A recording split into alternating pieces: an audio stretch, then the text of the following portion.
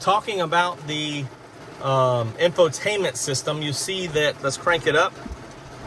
You have a 10.25 inch, which is brand new for 2021.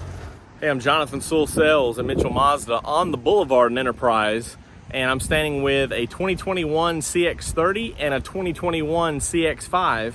And my plan is, and my hope and my goal is to do a quick comparison of these two in less than 8 minutes. We might as well make it in less than, no, we can't do less than 5, in less than 8 minutes. So gonna just do a quick outside, inside, few high points, and cover the differences so that you can choose and start your search for the CX-30 or the CX-5, depending on which one seems to fit you best from this video. So if this is the first time you've heard me, go ahead and click to subscribe to my channel so that you can see all the videos on the CX-30 and CX-5. And I would appreciate it as well when you subscribe that you also ding the bell so that you would be notified for every future video. So let's start the clock and get going.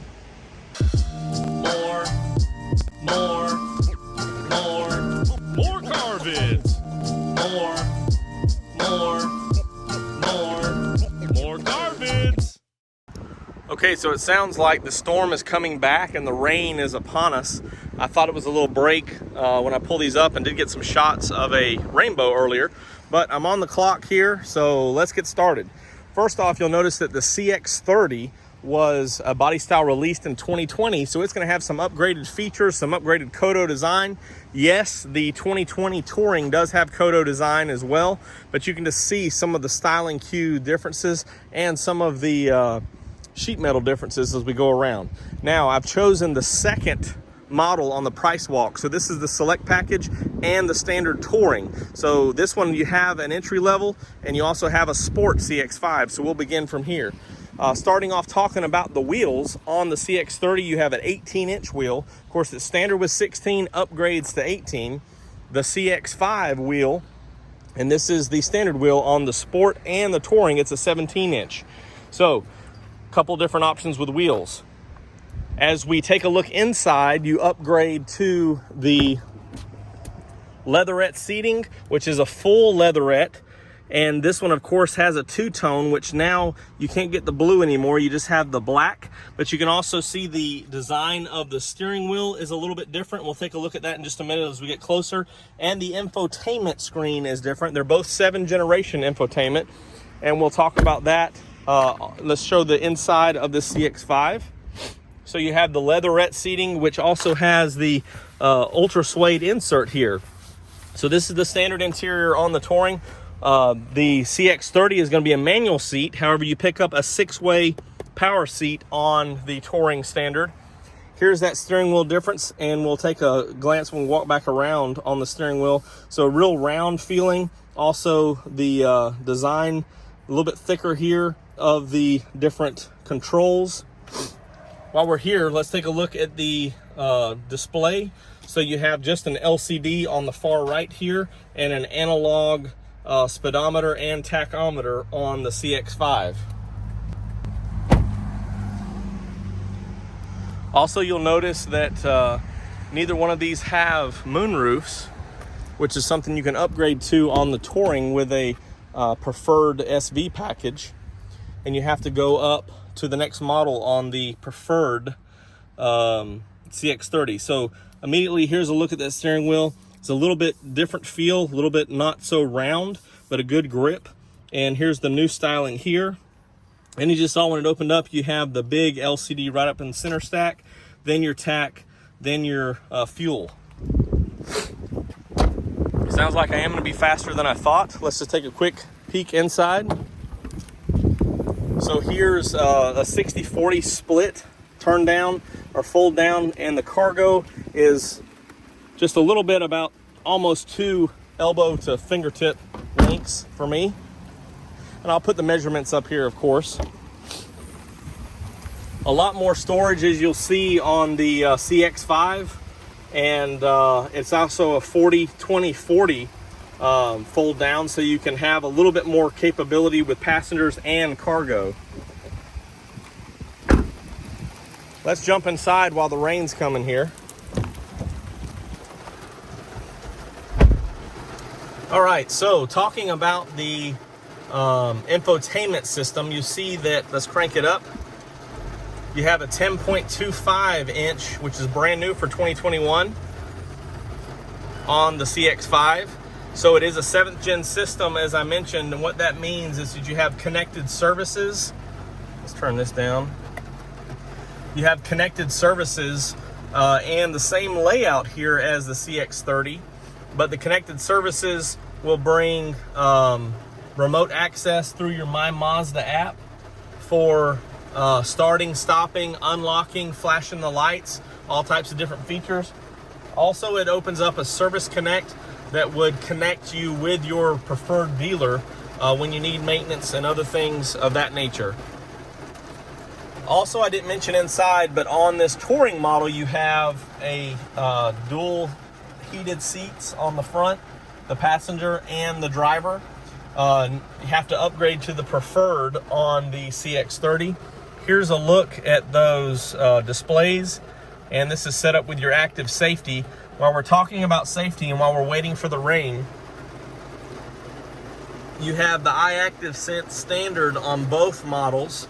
So full iActive Sense suite, which includes this camera up here for the auto high beams and a smart city brake support, and also a full smart brake support with the emblem up front, which also will be for automatic emergency braking, and also works well with the Mazda radar cruise control, which you can set your distance here, turn that on and off, and this would automatically, it's adaptive, so it automatically increase or decrease the speed according to the vehicle in front of you.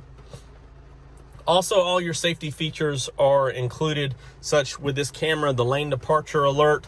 Also, you have active safety with anti-lock brakes, brake force distribution, and brake assist, features of that nature. Let's just scroll through the inside here, because in the back seat you do have a fold down armrest with a console and 2 USBs.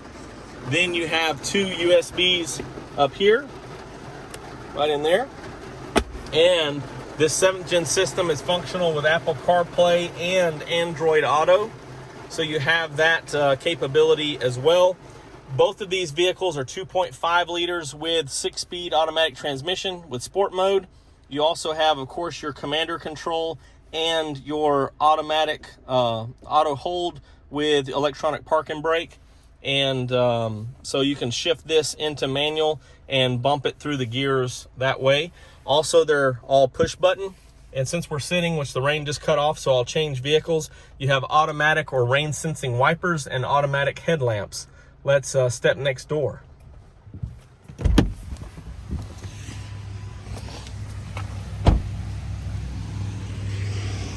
Here is the radar that I was talking about earlier on for the Mazda radar cruise control and the automatic emergency braking. That's part of the smart brake support. While I'm opening that up here, both of these vehicles upgrade from the entry-level vehicle to advanced keyless entry. So you have just key in your pocket, touch the handle, or in the case of the CX-5, if I can zoom in there on editing, hit the black button on the handle, and it will unlock the car or also lock the car. Let's crank this up and look at this system. All right, so here's a look at that display here. You also upgrade, you see the wipers just went off. You also upgrade with automatic dual climate control on both models, so very similar. And this screen size is not 10.25, but a 6-inch diagonal screen size. And you can see how it kind of fits in the dash a little bit differently. As you're sitting, this dash is a little bit higher than what the positioning on the CX-5 appears, just because of the sleek design. You still have the same functionality. There we go, there's a little bit better focus. You have the same functionality as far as connected services. Also, you can add the nav card. You just have a compass for now. Bluetooth hands-free phone on both. then your radio control and other information, which would be like different fuel economy. Can't focus there. Different fuel efficiency and other status monitors. Click back to home. Here's some of the differences that you'll see on the CX-30. You have LED lighting, whereas on the Touring you still have regular halogen bulbs, and also that lights up all the way around, so you have a nice LED back there. Here's a scroll of the back seat, so you can see that armrest is down. No console, just the cup holders. And so you have two USBs available in the vehicle. One is going to be up front here, and one is going to be in the console here. And you also have a regular DC charge and a nice little convenient sliding of the console. While we're talking about the console, you probably noticed that these have been relocated up front here, whereas the CX-5 is still behind the commander control. So really more convenient on this and the Mazda 3 model to get these out of the way. They are kind of up here when changing gears and things, but it doesn't impede you using the commander control. Also, the electronic brake automatically engages when you crank, and when you turn off the CX-30, still a manual control on the CX-5, but this one you can of course push down and turn it off, or when your seatbelt's on, just hit the accelerator and it goes from there. Also, the new design here, like I said, some of the upgraded styling is available on the CX-30 with the new commander control. Also, you can just see how this was designed. Sorry, I'm having trouble hearing you. Sorry, Siri. And I know I had a little bit of rain, but I think I'm gonna step outside and finish it up because we did not make the 8 minutes and am over the 10 minutes.